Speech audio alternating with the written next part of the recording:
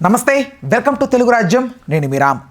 Gaddar awards 2025 ఈరోజైతే అఫీషియల్గా announce చేశారు. ఎవరెవరికి అవార్డ్స్ వచ్చాయి, ఏ సినిమాకి ఏ కేటగిరీస్లో అవార్డు ఇవ్వడం జరిగింది అనే అంశం గురించి సినీ మరియు రాజకీయ విశ్లేషకులు దాసరి విజ్ఞాన్ గారు ఉన్నారు. ఆయనతో చర్చిద్దాం. నమస్తే. ఏంటి సంగతి, ఎవరెవరికి అవార్డ్స్ ఇచ్చారు, ఏ కేటగిరీస్లో ఇచ్చారు, అసలు ఎవరు ఊహించరు ఈ సినిమాకి అవార్డు వస్తుంది అనుకున్న దానికి కూడా ఇచ్చారంట, కొన్ని వార్తలు వినిపిస్తూ ఉన్నాయి. ఏంటి బేసిక్గా చెప్పాలి అంటే ఈసారి అవార్డు ఎఫ్డిసి చైర్మన్గా దిల్ రాజు గారు ఉన్నారు, అండ్ అలాగే జ్యూరీ మెంబర్గా జయసుధ గారు ఉన్నారు. సో వీళ్ళు అనౌన్స్ చేసినటువంటి అవార్డ్స్ ఏదైతే ఉందో, ఫస్ట్ ఆఫ్ ఆల్ చాలామంది అనుకున్నారు తెలంగాణ ప్రాంత ప్రజలకు మాత్రమే, తెలంగాణ ఆర్టిస్టులకు మాత్రమే, తెలంగాణ టెక్నీషియన్స్కి మాత్రమే ఇస్తారు, తెలంగాణ సినిమాలకే ఇస్తారు, ఎందుకంటే ఇవి తెలంగాణ అవార్డులు అనుకున్నారు. బట్ అది ఏమీ లేదు. రెండు తెలుగు రాష్ట్రాలను ఉద్దేశించి తెలుగు సినిమా అంటే మన సినిమా అనుకొని వీళ్ళు ప్రకటించినటువంటి అవార్డ్స్ ఇవి. ఓకే. అండ్ ఆబ్వియస్లీ ఉత్తమ నటుడు మనకి అల్లు అర్జున్. ఇప్పుడు అల్లు అర్జున్ని తీసేస్తే ఇంకెవరికి ఇవ్వాలో కూడా తెలియదు. ఆ ఇయర్ మొత్తం 2024 ఇయర్లో అల్లు అర్జున్ని పక్కన పెడితే ఇంకా ఏ ఒక్క నటుడికైనా సరే ఉత్తమ నటుడు రాదు, ఇవ్వలేము కూడా. ఆ రేంజ్లో పర్ఫార్మెన్స్ చేశాడు, నవరసాలు పలికించేలాగా. ఇప్పుడు ఫర్ ఎగ్జాంపుల్ అంటే ఎన్టీఆర్ గొప్ప నటుడే, కాకపోతే ఏంటంటే దేవర్లో తనకు ఆ స్కోప్ ఇవ్వలేదు. ఆ క్యారెక్టర్స్ అలా డిజైన్ చేయబడ్డాయి. ప్రభాస్ చాలా గొప్ప నటుడే, కాకపోతే కల్కిలో తనకి అంత స్కోప్ ఇవ్వలేదు. అంటే ఆ స్క్రీన్ స్పేస్ని అంతా కూడా డివైడ్ చేసి అందరికి ఇచ్చేసారు. అంటే మీరు దేవరాకి సంబంధించి అంటే ఇవ్వలేదు స్కోప్ అంటే ఎక్కడ తగ్గింది అనిపించింది మీకు? ఇప్పుడు ఫర్ ఎగ్జాంపుల్ ఎన్టీఆర్ని జైలవకుశ లాంటి సినిమాలు చూసిన తర్వాత చాలామంది చాలా ఎక్స్పెక్ట్ చేసుకుంటారు. ఇక్కడ ఏంటంటే ఆ సెకండ్లో అమాయక క్యారెక్టర్ ఇచ్చినప్పుడు ఆ క్యారెక్టర్ని డైరెక్టర్ డిజైన్ చేసిన విధానం జనాలకు ఎలా అనిపించింది అంటే, సినిమా పరంగా ఓకే, నవరసాలు అందులో పలికించడానికి స్కోప్ లేదు. నవరసాలు పలికించగలిగితేనే నీకు ఒక ఉత్తమ నటుడు అవార్డు ఇస్తారు ఏ సినిమాకైనా సరే. అది ఇక్కడ గుర్తుపెట్టుకోవాల్సింది. ఈయనకి ఇక్కడ నవరసాలు పలికించే స్కోప్లు ఇవ్వలేదు. దేవర్లో ఇప్పుడు పెద్ద దేవర నవరసాలు పలికించలేడు. అఫ్ కోర్స్ ఆ క్యారెక్టర్కి ఆ స్కోప్ ఉంది. ఇప్పుడు ఫర్ ఎగ్జాంపుల్ అదేంటది ఆ సాంగ్ ఏదైతే ఉందో మనది పైన కొండ ఆయుధ పూజ సాంగ్, ఎర్రటి సందనం ఎగిసిపడేది, ఆయుధ పూజ సాంగ్లో తన అగ్రెసివ్నెస్ ఉంటుంది. నెక్స్ట్ మళ్ళీ ఆ పిల్ల పెళ్ళికి వెళ్ళినప్పుడు సరదాగా మందు తాగినప్పుడు స్నేహితులతో అప్పుడు ఒక చామ్ కనిపిస్తుంది, దేవుడ చిందేస్తుంది. నెక్స్ట్ ఎగ్జాక్ట్లీ ఇట్లా బోల్డ్ అని. అది ఆ దేవరే. మళ్ళీ ఆ దేవర్లో నవరసాలు పలికించలేదు. మళ్ళీ రెండో దేవరు వచ్చాడు. ఈయనకి ఉన్న స్కోప్ కూడా లిమిటెడే. ఇప్పుడు ఒకే క్యారెక్టర్ ఉండి త్రూ అవుట్ సినిమా ఉండి తన పలికించగలిగితే దానికి ఒక అవార్డు వాళ్ళు ఎంపిక చేసుకుంటారు. ఇప్పుడు ఇక్కడ ఎంతగానో రెండు ఎన్టీఆర్లు, దాంట్లో ఈ ఎన్టీఆర్కి ఇవ్వాలో ఆ ఎన్టీఆర్కి ఇవ్వాలో తెలియనట్టుగా లాంటి పర్ఫార్మెన్స్ అది. ఓకే. ఇప్పుడు అక్కడ రెండు క్యారెక్టర్స్ చేసిన ఒక ఎన్టీఆరే కదా, ఒక ఎన్టీఆరే. కానీ అవార్డ్స్ ప్రకటించే వాళ్ళు ఏం చేస్తారంటే ఆ క్యారెక్టర్ వస్తుంది వాళ్ళ దగ్గర. బెస్ట్ క్యారెక్టర్, ఉత్తమ నటుడి అవార్డు మనిషికి ఇవ్వరు. ఆ నటుడు ఏ పాత్ర అయితే చేశాడో ఆ పాత్రలో తను కనబరిచిన ప్రతిభకు గాను అవార్డు ఇస్తారు. ఇక్కడైనా రెండు పాత్రలు ఇచ్చినప్పుడు ఆ రెండు వస్తాయి పరిగణలోకి. ఒక సినిమా నుంచి రెండు ఉత్తమ నటులు ఉండరు. అంటే ఇప్పుడు కల్కి అంటే లైక్ అదొకటి, మళ్ళీ అది వస్తుందా కర్ణుడి క్యారెక్టర్ రెండు ఇది వస్తుందా? అట్లా ఏమి ఉండదు. ఇప్పుడు కల్కిలో 2 క్యారెక్టర్ బేసిక్గా అర్థం అవ్వలేదు. సింపుల్గా నేను చెప్పింది నీకు అర్థం అవ్వాల. మళ్ళీ చెప్తా నేను. ఇప్పుడు దేవర నుంచి అందులో నీకు ఉత్తమ నటుడిగా ఎన్టీఆర్ని ఎంపిక చేయాలి అంటే ఏ ఎన్టీఆర్ని అనే ప్రశ్న వస్తుంది. అవును. కల్కికి అట్లా లేదు. ప్రభాసే. పుష్పకి అలా లేడు, పుష్పే. నెక్స్ట్ ప్రభాస్కి అక్కడ అఫ్కోర్స్ నవరసాలు పలికించగలిగే స్కోప్ లేదు కల్కిలో. అగ్రెసివ్నెస్ ఉంది. అండ్ అఫ్కోర్స్ ఆ హీరోయిన్తో ఆ పైన పొలాల్లోకి వెళ్ళినప్పుడు రొమాంటిక్గా ఏదైనా చేయొచ్చు. బట్ ఆ పాత్రకు అంత స్కోప్ లేకుండా పోయింది. అండ్ ఆ బరువు అంతా కూడా సినిమాలో ముక్కలై అదొక యాంథాలజీ టైప్ అయిపోయింది. ఎందుకంటే ఇప్పుడు కడుపుతో ఉన్న ఈవిడిదో స్టోరీ, కల్కి is nothing but an anthology. అశ్వత్థామదో ఒక స్టోరీ, ఇతందో స్టోరీ, నెక్స్ట్ కర్ణుడు వస్తే అతందో స్టోరీ, ఇట్లా. ఇప్పుడు కల్కి మొత్తం తన ఒకరి బేస్ మీద లేదు. It's an anthology. 5-6 కథలు కలిపిన సమాహారం అది. ఇక పుష్ప గురించి మాట్లాడితే 360 డిగ్రీస్లో పర్ఫార్మెన్స్కి స్కోప్ ఉన్న క్యారెక్టర్ అది, నవరసాలు పలికించగలిగే క్యారెక్టర్ అది. పెళ్ళాంతో సరసలాడడం, ఒంటి మీద చల్లటి నీళ్ళు పోస్తే ఆ టైప్ ఆఫ్ అమాయకత్వం, నెక్స్ట్ ఈ అగ్రెసివ్నెస్కి చెప్పాల్సిన అవసరమే లేదు. క్లైమాక్స్ చాలు. అందులోనూ మళ్ళీ ఉగ్రరూపం చూపించాల్సినప్పుడు అది, అండ్ నెక్స్ట్ ఏడుపు, సెంటిమెంట్. ఏడుపు అంటే బెస్ట్ అనిపిస్తుంది దాంట్లో, కార్డు పట్టుకున్నప్పుడు ఏడుస్తాడు. అండ్ నెక్స్ట్ పుట్టేది ఆడపిల్ల అయితే ఇంటి పేరు ఇవ్వగలము, కానీ నేను ఇవ్వలేకపోయినా ఎక్కడికన్నా వెళ్ళి తెచ్చుకుంటుంది అనే టైప్లో ఉన్నప్పుడు ఒక ఎమోషన్. అండ్ నెక్స్ట్ ఒక మినిస్టర్ అవమానించినప్పుడు తనలో ఉన్నటువంటి ఆ టైప్ ఆఫ్ క్యారెక్టర్, ఆ గిల్ట్, ఇన్ని కలిపినటువంటి సినిమా పుష్ప. సో తనకి నవరసాలు పలికించే స్కోప్ ఉంది కాబట్టి కోర్స్ ఆ డైరెక్టర్ గొప్పదనమే, నేను హీరోని కూడా అనలేము, డైరెక్టర్ గొప్పదనం కూడా చాలా ఉంటుంది. ఆ పాత్రను అలా తనకి ఇచ్చినందుకు, దాన్ని అంతే ఇదిగా పోషించి నిలబెట్టినందుకు బన్నీకి కూడా అదే అవార్డు వచ్చింది.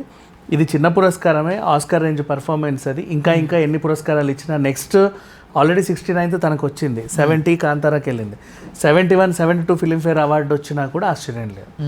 సో ఇది సంగతి. అండ్ పుష్పకి ఆ స్కోప్ ఉంది. ఆ ఇయర్ ఇంకా ఈ స్కోప్ ఉన్న సినిమాలు ఇంకా లేవు. అంటే ఇక డౌట్ ఏంటంటే నెటిజన్ల నుంచి ఒకటి వస్తుంది, రేవంత్ రెడ్డి గారు అప్పుడు అరెస్ట్, ఇప్పుడు అవార్డు, ఏంటిది బ్యాలెన్సింగ్ చేస్తున్నారా అని. కాబట్టి నేను ఫస్ట్ చెప్పాను, పుష్పని పక్కన పెడితే ఇంకొక పేరు చెప్పు నాకు, నేను ఒప్పుకుంటా దాన్ని. ఒక్క పేరు, అట్లీస్ట్ వన్. అంటే స్టార్ హీరోలు ఇంకిద్దరు వచ్చారు కాబట్టి నేను వాళ్ళని కంపేర్ చేసి చెప్పగలిగాను. ఇంకెవరైనా సరే చెప్పు, చిన్న హీరో పేరే చెప్పు, పెద్ద హీరో పేరే చెప్పు. ఆ ఇయర్లో పుష్పాన్ని పక్కన పెడితే ఉత్తమ పర్ఫార్మెన్స్ అని ఇచ్చినటువంటి ఒక్క హీరో పేరు చెప్పు. You can't. కాబట్టి ఆబ్వియస్లీ అది అక్కడికి వెళ్ళింది. రైట్, ఏదో ఒకసారి చూద్దాం లిస్ట్ అంతా ఏదో. అండ్ నెక్స్ట్ అలాగే ఉత్తమ సినిమా, ఆబ్వియస్లీ అది చాలా చిన్న పురస్కారం, అంత గొప్ప సినిమాని తెరకెక్కించినందుకు. కల్కి అనే సినిమాకి ఎన్ని అవార్డులు ఇచ్చినా తక్కువే. ఆబ్వియస్లీ అది కూడా ఆ స్థాయికి తగ్గట్టే గెలుచుకుంది. ఆర్ట్ వర్క్కి అవార్డు వచ్చింది, కాస్ట్యూమ్ డిజైనింగ్ కూడా అవార్డు వచ్చింది. అండ్ ఉత్తమ చిత్రం ఆబ్వియస్లీ కల్కి అనే సినిమా ఉంటే ఇంకా దేనికి నువ్వు ఉత్తమ చిత్రాన్ని ఇవ్వలేవు. ఉత్తమ చిత్రం ఇవ్వాలి అంటే 360 degreesలో ఇది చూస్తారు. ఇప్పుడు ఫర్ ఎగ్జాంపుల్ కాంతారాకి ఉత్తమ చిత్రం ఇవ్వలేదు అప్పట్లో, ఎందుకంటే ఇది మూఢనమ్మకాల్ని ప్రొజెక్ట్ చేస్తుందని ఒక వాదన వచ్చింది. అట్లాంటివి ఉండకూడదు. నెక్స్ట్ పుష్పకు ఉత్తమ చిత్రం ఇవ్వలేము, ఇది వీళ్ళు చెట్లు నరికేశారన్న వాదన ఉంది. అఫ్కోర్స్ అవన్నీ సెట్టే, బట్ ఆ నరకుడు ఉంది కదా. RRRకి ఇవ్వలేరు ఉత్తమ చిత్రం, ఎందుకంటే ఒక దేశాన్ని కించపరుస్తూ ఇంకో దేశాన్ని ఎత్తుతూ చూపిస్తుంది అది. సో అట్లాంటివి పరిగణలోకి తీసుకోరు. బట్ ఇప్పుడు కల్కి లాంటిది ఏంటంటే ఇట్స్ నథింగ్ బట్ ఒక ఫ్యూచరిస్టిక్ ఫిలింని విజువలైజ్ చేసి మీకు ప్రజెంట్ చేసినప్పుడు దాన్ని నువ్వు నిజంగా 2008, 9, 8లో ఇలాగ ఉంటుందేమో, మనుషులు ఇలా ఉంటారు, అప్పుడు పూర్ పీపుల్ ఇలా ఉంటారు, రిచ్ పీపుల్ ఇలా ఉంటారు, ఆ సుప్రీం యాస్కిన్ ఇలా ఉంటాడు, కాంప్లెక్స్లోకి ఇలా వెళ్తారేమో అంటే ఒక లోకానికి తీసుకెళ్ళింది మిమ్మల్ని. సో అందుకని చెప్పేసి దాన్ని ఇంకెవరు ప్రజెంట్ చేయలేరు ఆబ్వియస్లీ. దానికి మించిన చిత్రాలు కూడా ఎన్ని వచ్చినా కదా సరే, మన ఇండియన్ లాంగ్వేజెస్లో మాత్రం అదొక ఎప్పటికీ అంటే రావనే అనుకుంటున్నాను నేను. బికాజ్ అంత ఫ్యూచర్ని కళ్ళకట్టినట్టు చూపించడం అసాధ్యం చెప్పాలి అంటే. సో ఆబ్వియస్లీ కల్కి డిజర్వ్స్. అండ్ నెక్స్ట్ ఇంకా చిన్న చిత్ర సినిమాలకు కూడా బోల్డెన్ అవార్డులు వచ్చాయి. ఇక ఉత్తమ నటి గురించి మాట్లాడుకుంటే నివేత ఉంది అంటే ఇంకొకరికి స్కోప్ ఉండదు. కొంతమంది ఉంటారు, సాయి పల్లవి లాంటి వాళ్ళు, లేకపోతే నివేత థామస్, అండ్ మన నిత్యా మీనన్, కొన్ని పర్ఫార్మెన్స్లు. ఇప్పుడు ఇక్కడ కూడా గట్టి పోటీ ఎదురైంది. సాయి పల్లవికి ఇవ్వాలా, నివేతకి ఇవ్వాలా? నివేతకే ఇవ్వాల్సిన పరిస్థితి వచ్చింది 35 సినిమాకి, లాస్ట్కి తను కొట్టేసింది. సో వెళ్ళిపోయింది. నెక్స్ట్ ఇంకా అలాగే మిగతా సినిమాలు చిన్న వాటికి కూడా ఇచ్చారు అవార్డులు. ఆ కమిటీ కుర్రోళ్ళు తీసింది నిహారిక, దానికి 2-3 అవార్డులు వచ్చాయి. రాజు యాదవ్ సినిమా, మన గెటప్ సినిమా, దానికి 2 అవార్డులు వచ్చాయి. అండ్ ఒక మోనోపోలీ అవార్డు వచ్చింది, చరిత్రను చెప్పినటువంటి సినిమా అని చెప్పి రజాకార్కి ఇచ్చారు. హిస్టరీ బేస్డ్ సినిమాలు నాకు తెలిసి ఆ ఇయర్ ఇంకోటి రాలేదేమో. అంటే లైక్ ఇప్పుడు శాకుంతలం, రుద్రమదేవి ఇలాంటివి సంవత్సరానికి ఒకటే వస్తున్నాయి. సో ఖచ్చితంగా వాటికే ఇవ్వాల్సిన పరిస్థితి. లక్కీ భాస్కర్ కూడా వచ్చినట్టుంది. లక్కీ భాస్కర్కి వచ్చిన అవార్డు నేను చెప్పేది ఇప్పుడు హిస్టరీ గురించి మాట్లాడుతున్నాను. సో హిస్టరీ బేస్డ్ సినిమాలకి ఖచ్చితంగా రజాకార్ ఒకటే ఉంది కాబట్టి అది పట్టుకెళ్ళిపోయింది. అండ్ నౌ ఇంకా అసలు విషయంలోకి వెళ్తే లక్కీ భాస్కర్ సినిమాకి బెస్ట్ స్క్రీన్ ప్లేకి వచ్చింది, ఉత్తమ సినిమాకి వచ్చింది, ఇంకా బోల్డ్ అని అవార్డులు తీసుకెళ్ళి. స్టోరీ టెల్లింగ్కి ఆయనకి బాగా వెంకట్లోకి వచ్చింది. ఎందుకు అంటే స్కామ్ 1992 ఆ వెబ్ సిరీస్ 7 ఎపిసోడ్లు చూసిన వాళ్ళకి కూడా అసలు స్టాక్ మార్కెట్ అంటే ఏంటి, రింగ్ అంటే ఏంటి, ఎలా వేయాలి, ఇది బుల్ ఏంటి, బేర్ ఏంటి, స్టాగ్ ఏంటి, లేమ్ డక్ ఏంటి, అసలు ఆ స్పెక్యులేషన్ ఏంటి, పెసిమిజం ఏంటి, ఆప్టిమిజం అంటే ఏంటి, ఇవన్నీ ఎట్లా తెలియాలి, ఈ ఏమీ తెలీదు. ఆ లాంగ్వేజెస్లో వెళ్ళిపోయింది అలా. కాకపోతే ఏంటంటే లక్కీ భాస్కర్ ఇప్పుడు ఈ కోణం నుంచి, బ్యాంకు నుంచి వచ్చింది ఇది. సేమ్ అదే అటు హర్షద్ మెహతా కోణంలో అది తీశారు, ఇది ఇటువైపు నుంచి. చిన్న పిల్లోడి దగ్గర నుంచి అర్థమయ్యింది అందరికీ. అలా అర్థమయ్యేలా తీయగలడం కూడా చాలా గ్రేట్. అండ్ ఓటీటీలో 10 వారాల పాటు టాప్ ట్రెండింగ్లో ఉండింది అది రిలీజ్ అయినప్పటి నుంచి. ఇప్పుడు కూడా నన్ను అడిగితే ఆ టాప్ 10 లిస్ట్ నుంచి పోదు, ఏ 9లోనో 8లోనో ఉండే ఉంటుంది. So lucky Bhaskar it deserves. And acting performance పరంగా కూడా వాళ్ళు చెప్పిన నరేషన్ నిజంగా బాగుంది, అందరికి ఎక్కింది. అండ్ ఇంకొంతమంది నార్మల్ వాళ్ళకి ఇచ్చారు.